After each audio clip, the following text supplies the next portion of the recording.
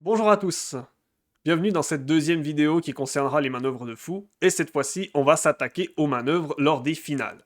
Et la première manœuvre à connaître, comment faire mat avec le roi, plus deux fous, contre le roi seul. Alors vous allez voir que c'est relativement simple, il faut juste faire attention à un petit truc lorsque l'on va arriver en fin de manœuvre. Alors au début ce qu'il faut faire, c'est bloquer le roi un maximum. Ici par exemple avec les blancs on jouerait fou F4, et regardez, en rouge, c'est le terrain qu'il reste au roi noir. Parce qu'avec les deux fous, on bloque complètement le roi. Le roi doit donc bouger, et on va également, avec notre roi, bloquer le roi adverse. Par exemple, là, on le monte en D5, et on voit que le terrain accessible au roi noir commence à se réduire.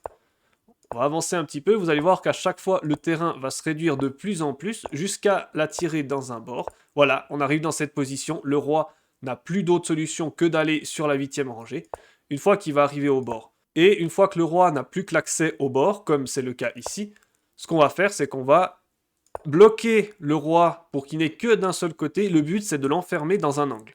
Et vous allez voir comment ça va se produire. Là, c'est maintenant, il va commencer à falloir faire attention, parce que sur roi G8, on serait tenté de se dire que le coup le plus logique serait roi E7 pour continuer la manœuvre. Le problème de roi E7, c'est que comme vous voyez, ben oui, le roi, il est enfermé, il est cloisonné, mais il n'est pas mis en échec. Et on arrive dans une situation de patte qui donne match nul. C'est pour ça qu'il faut faire attention. Et une fois qu'on arrive dans ce genre de situation, les fous n'ont plus besoin d'être tout près du roi adverse pour lui bloquer des cases. Et c'est maintenant qu'il va falloir reculer le fou. On va reculer le fou de case noire, fou C3. Le roi doit venir en F8. On avance maintenant le roi en F6, seule case à nouveau pour le roi noir, roi G8. Puis, on met le fou en B4. Et cette fois-ci, le roi noir n'a plus que la case H8 à disposition.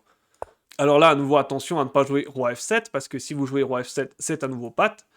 Alors là, ici, juste, on fait un petit coup d'attente avec le fou de case noire. Ce qui est bien également avec le fou, c'est qu'on peut jouer des coups d'attente. Et avec roi G8, fou D3. Et maintenant, les fous sont prêts à tirer à longue distance. Et après roi H8, à nouveau pas roi F7, mais roi G6. Comme ça, le roi a encore la case G8 d'accès. Et une fois qu'il a cette case G8, l'idée d'avoir mis le roi ici en G6, c'était de libérer cette diagonale. Et on voit que les deux diagonales sont complètement ouvertes. Et il ne reste plus qu'à manœuvrer les fous pour simplement mater le roi dans le coin. Avec fou C4, roi H8 et fou D4, échec et mat. C'est donc globalement ce qu'il faut retenir lorsqu'on veut mater le roi avec les deux fous. C'est très instinctif. On bloque l'accès au roi pour qu'il ait de moins en moins de cases jusqu'à se retrouver sur un bord. Puis après, on le force à aller dans un angle et on le tire à longue distance. Alors maintenant, on va arriver à un concept qui fait très souvent nul, même si on a un pion de plus, qui est les fous de couleur opposée. Je vous l'ai expliqué en milieu de jeu, les fous de couleur opposée, ça favorise l'attaque parce que l'un aura une pièce de plus sur case blanche, l'autre une pièce de plus sur case noire. Là, par exemple, c'est le cas aussi en finale, mais est-ce que ça favorise vraiment l'attaque? Non, parce qu'il n'y a plus rien d'autre. Ce qui fait en fait que les blancs n'auront pas assez de jeux sur case noire pour évoluer, et les noirs auront aucun souci à contrôler ces cases noires justement pour forcer la nulle. On est par exemple dans cette position, les blancs ils ont un pion de plus, mais est-ce qu'ils peuvent vraiment en faire quelque chose? Pas vraiment. Admettons qu'ils veulent avancer le pion, ils jouent des 4. Par exemple, juste on joue C5, si les blancs prennent le pion, juste roi prend, et là on n'avance plus du tout, donc on se dit encore, autre possibilité, D5, et on se dit on fait un pion passé, peut-être qu'il y a quelque chose à faire, mais question, comment avec les blancs vous pouvez déloger le roi noir? Eh bien il n'y a aucune possibilité, parce que vous avez un fou de case blanche, et aucune autre pièce qui est capable d'attaquer sur case noire. Donc les noirs, tout ce qu'ils ont à faire, c'est simplement de jouer des coups de fou, et en fait, jamais vous ne pourrez progresser. Même s'ils peuvent bouger un petit peu le roi, jamais ils pourront déloger le roi de la case D6, et ça va forcément finir en nul. Alors maintenant, qu'est-ce qui se passe si on a deux pions de plus? Alors voici ici une illustration où on aurait deux pions liés assez proches du centre. Les noirs n'ont qu'un seul coup et qu'une seule manière de faire nul. Et il faut être très précis. L'idée en fait, ce sera d'échanger le fou contre les deux pions. Si les noirs arrivent à faire ça, ils vont faire nul parce que roi et fou ne sont pas suffisants pour mater un roi. Maintenant, on doit empêcher la poussée E5. Parce que si les blancs arrivent à jouer E5, ils vont pouvoir jouer roi E4, puis F5, et évoluer dans la position. Deux coups sont possibles. Soit fou B2 par la grande diagonale, soit fou D6 plutôt par l'arrière. Alors, est-ce que c'est plus la défense, entre guillemets, active pour garder le fou assez loin, ou plutôt passif où on recule le fou, qui est la bonne solution? Et bien la bonne solution, c'est de mettre le fou en D6. Parce que le fou, en plus de contrôler E5, va attaquer le pion F4 derrière. Du coup, roi D4 est impossible parce que sinon on prendrait le pion. Et on n'a pas vraiment de manière d'évoluer avec les blancs. Si on tente de passer par la gauche, le fou va prendre le pion. Et si on tente de passer par la droite, le roi va pouvoir venir en F6 et empêcher le roi d'évoluer. Et du coup, ça fait match nul. Maintenant, qu'est-ce qui se passerait si les noirs joueraient fou B2? Bah là, la différence, c'est que le roi va pouvoir passer par ce côté. D'abord, on va donner un échec, fou B3. Le roi s'écarte en F6. Et vous voyez l'idée. On veut mettre le roi en D5 pour pouvoir pousser E5. Alors juste pour montrer, E5 direct n'est pas possible parce qu'ils peuvent, avec les noirs, sacrifier le fou. Puis on prend, roi prend, et ça fait nul. Voilà. Comme ça, je l'ai montré visuellement. Donc, l'idée, c'est par exemple... Donc la première idée, d'abord, c'est de jouer fou D1. Et après, roi E6. On a juste amélioré le fou. Et on va mettre le fou en G4. Et comme ça, de ce côté-là, le fou sera mieux placé. Parce qu'il va contrôler la case F5. Et là, maintenant, on donne le plan. On fait roi D3. Et on va faire le tour pour aller soutenir la poussée E5. Admettant les noirs attendent. Ils peuvent rien faire d'autre. S'ils viennent en C1, on va faire E5 échec. Le roi doit s'écarter. Puis roi E4. Donc, ils doivent attendre. Donc, x1. Puis roi C4. Et on va pouvoir amener le roi en D5, jouer E5, sans risquer que le roi noir vienne en F5. D'où l'utilité de mettre le fou ici, plutôt que de l'avoir laissé en B3. Et si les noirs jouent par exemple fou C1 et tentent d'être un peu plus actifs, on joue E5 échec, et où caille le roi, c'est terminé. On va voir le premier exemple où le roi revient en E7, un petit peu pour faire le gardien de but et dire « Ok, j'essaie de contenir les attaques ». On va juste avancer l'autre pion, F5. Et on voit, en fait, que ces pions arrivent dangereusement. On doit empêcher le coup F6, donc fou G5, c'est le seul coup. Et à nouveau, on va réadapter la même manière et on va mettre le roi de l'autre côté pour avancer les pions. Donc le fou, on va le recycler de l'autre côté, fou D1. Donc le fou doit attendre maintenant H4, il n'a plus que ça à faire pour faire les allers-retours. Fou B3. Et voilà le chemin que doit emprunter le roi. Fou G5, roi E4, fou H4, roi F3, fou G5 et roi G4. Et le fou ne peut plus empêcher la poussée F6. Et une fois que le fou va s'écarter, on peut jouer F6 échec. Le fou contrôle bien les cases blanches, donc le roi doit encore reculer. Puis E6. Et maintenant, il n'y a plus rien à faire. On ne peut plus empêcher la poussée E7, fou A4, E8. Et admettons encore fou C5, dernière chance, en se disant, même principe, s'il y a E7, ben on peut sacrifier le fou contre les deux pions, mais on va juste amener le roi. Après roi E8, on va tranquillement faire le tour avec le roi comme d'habitude. On va voir ici, le fou doit s'écarter. On va amener le roi sur D7. On peut pas tout de suite, mais c'est pas grave, on joue roi C7, on attend. Si le roi noir vient en F8, on va jouer roi D8 et ainsi soutenir la poussée du pion E. Donc, admettons, les noirs attendent ou bien donnent un échec, fou A5, roi C8, fou B4. Maintenant, le roi, il est en C8 et la grande différence, c'est qu'on peut jouer fou A4, échec. Le roi doit maintenant s'écarter. Puis roi D7, et il n'y a plus aucune manière d'empêcher la poussée du pion E, et c'est totalement gagnant pour les blancs. On va voir maintenant une autre possibilité pour les noirs. On a vu que roi E7 pour défendre ne marchait pas. Admettons qu'ils viennent plutôt en G6. Là, l'idée, ça va juste d'être d'avancer le pion F5 échec. Alors si le roi noir revient en F7, c'est à peu près la même chose qu'on a vu tout à l'heure, donc admettons plutôt qu'il veut jouer agressif par roi G5. Qu'est-ce qu'on fait? On va même pas sauver le fou, en fait. On va utiliser ces deux pions qui sont proches de la promotion pour pouvoir aller faire une dame. Alors, il faut quand même pousser le bon pion. Lequel faut-il pousser? Eh bien, il faut pousser le pion F, F6. Il faut pousser le pion de sorte à ce que les pions soient sur la même couleur que le fou de l'adversaire. Pourquoi? Parce que si on joue E6, à nouveau, on est moins fort sur case noire. Et les noirs peuvent jouer roi F6, contrôler la case E7, et si on tente de jouer roi D6, juste fou A3 échec, roi D7 et fou E7, et à nouveau, il n'y a plus de manière de contre-attaquer sur les cases noires. Donc voilà pourquoi il est important de jouer F6 dans cette position. Alors si les noirs tentent de reculer, bon c'est pas l'idée, mais là on aurait juste roi E6, et le contrôle des cases blanches est trop fort, et on va pouvoir infiltrer comme on l'a vu tout à l'heure, même de manière plus facile. Et admettons qu'on joue roi prend G4 avec une dernière idée. Si les blancs font l'erreur de jouer F7 et d'être trop rapide, là il y a fou A3 et on vient contrôler les cases noires à nouveau. Et même si on joue E6, les noirs peuvent avancer le roi en F5 et il n'y a pas de roi D6. Le roi aura le temps de venir récupérer les pions et ça fait match nul. Donc il faut encore être un tout petit peu précis ici. Il faut jouer E6 maintenant. Et les deux pions sont plus forts que le fou et le roi est trop loin. Même si on tente un coup genre roi F5, alors à nouveau, faut pas jouer F7 parce que sinon il y a fou A3 et c'est la même position, mais E7. Et E8 dame est tout simplement imparable. Donc là, on vient de voir une manœuvre qui n'était pas facile du tout, je vous l'accorde. Mais maintenant, la question qu'on pourrait se poser, c'est si les pions sont éloignés. Est-ce que c'est la même chose? Non. Cette fois-ci, les noirs n'ont aucun plan pour défendre. La répartition des tâches, on l'a vu tout à l'heure, les pions étaient à la même place, ils étaient liés. Donc le roi et le fou restaient dans un seul bloc, ce qui fait qu'ils pouvaient défendre. Là, vu que c'est sur deux blocs qui sont éloignés, le roi et le fou vont devoir se partager les tâches et ça ne va pas suffire. Donc là, c'est au blanc de jouer, donc admettons, on va avancer le roi, roi D4, les noirs jouent roi D7, roi D5, donc on fait une opposition roi contre roi, et admettons que les noirs tentent de revenir avec leur fou, fou D6, bah maintenant on va avancer tranquillement le pion, F5, et on voit les deux pions sont proches de faire dame, et même on aurait l'impression que ce fou serait bien placé, il va pas pouvoir conserver les cases. Et si on essaie de se répartir les tâches, ça ne va pas aller. Alors, un exemple, le fou vient en C7, le fou va défendre contre le pion B5 et le roi contre le pion F5. Donc du coup, ce qu'on va faire, c'est qu'on va avancer le pion F, F6, admettons fou B6 pour bien bloquer le pion, mais F7, roi E7 devient forcé et fou G6.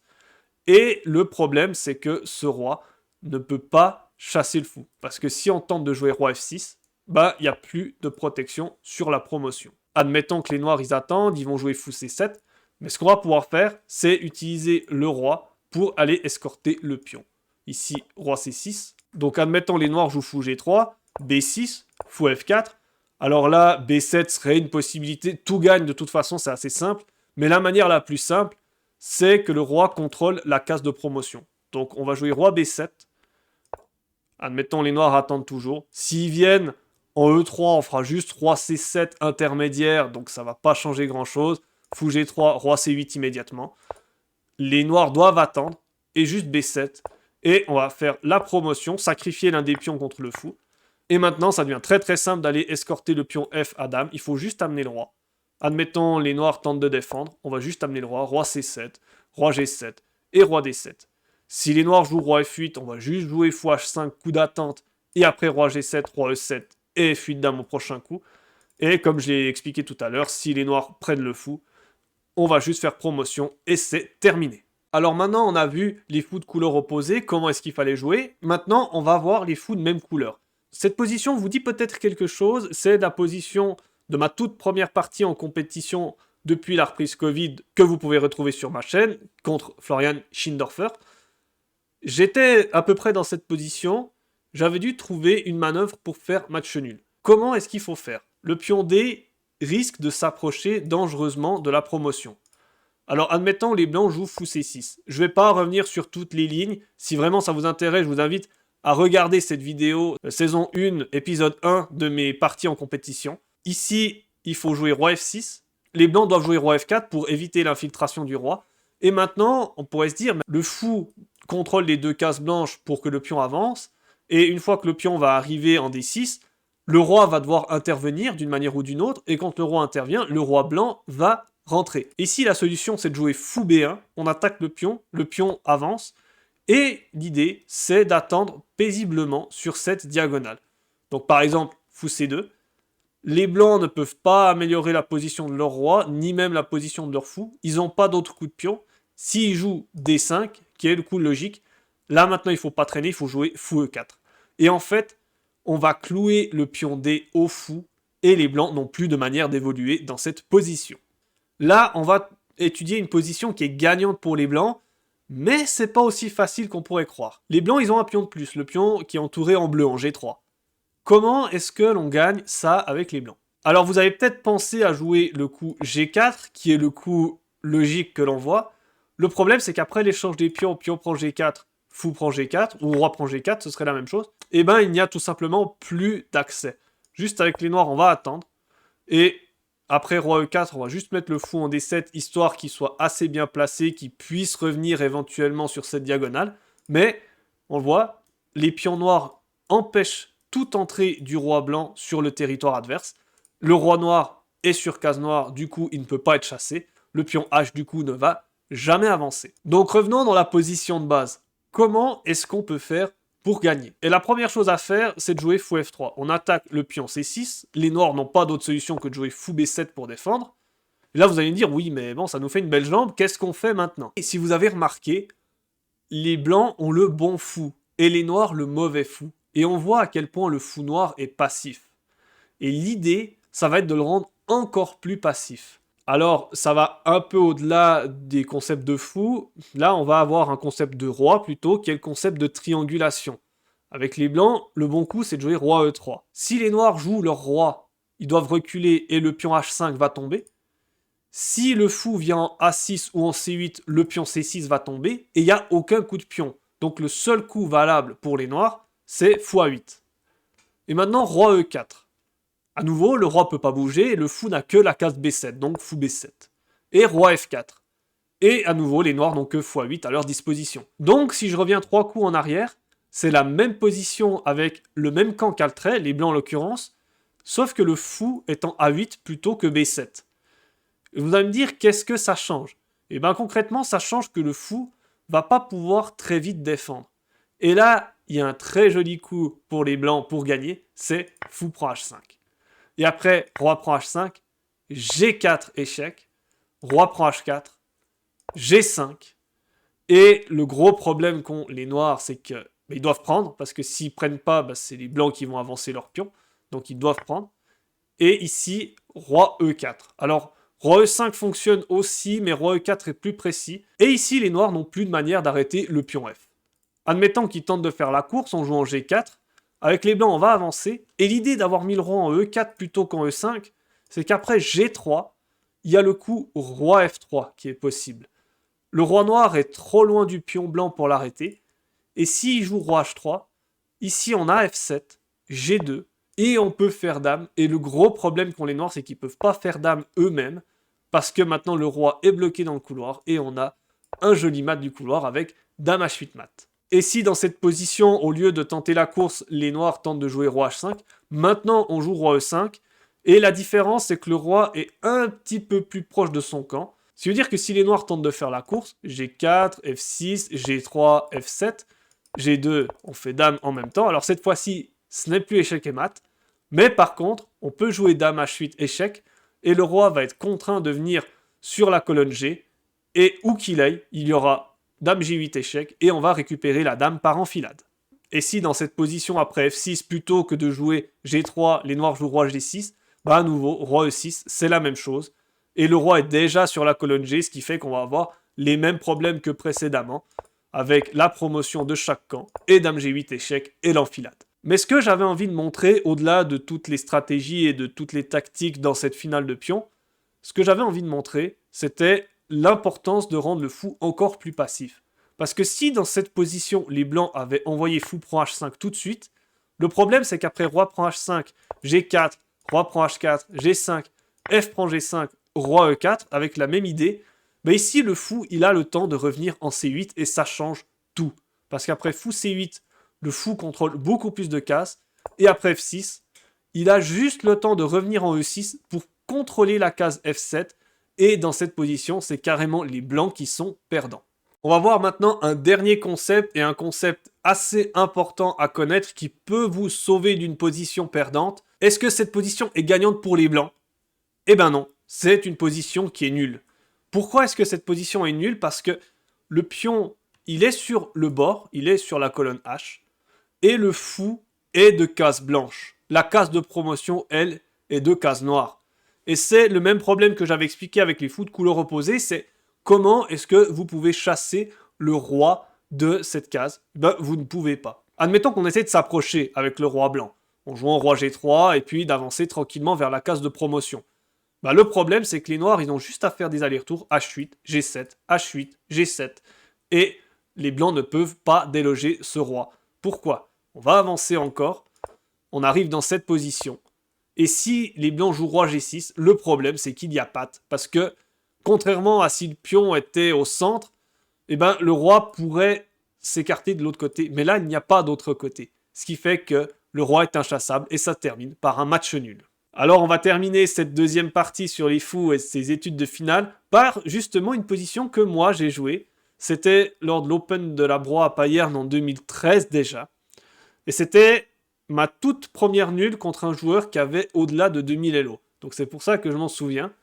Alors on est dans cette position, j'ai les blancs, mon adversaire avait les noirs, c'était à lui de jouer, il joue fou, prend F2, je joue cavalier, prend E4, et il revient en D4.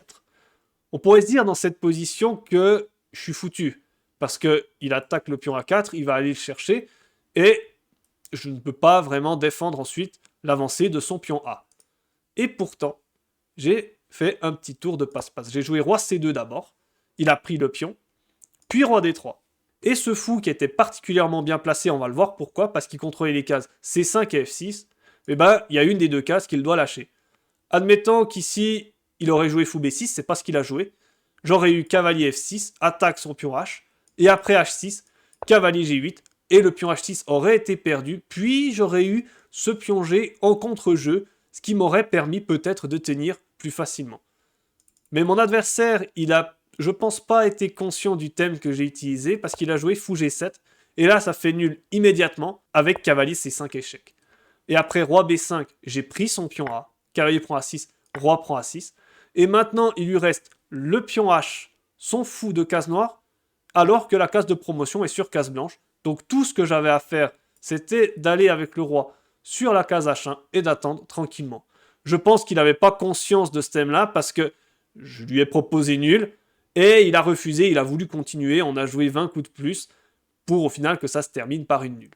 Voilà, cette vidéo sur les finales de fou s'achève ici. On va encore voir une partie de grand maître qui exploite à merveille les manœuvres de fou. Et d'ici là, en attendant, je vous dis ciao ciao à tous, ciao.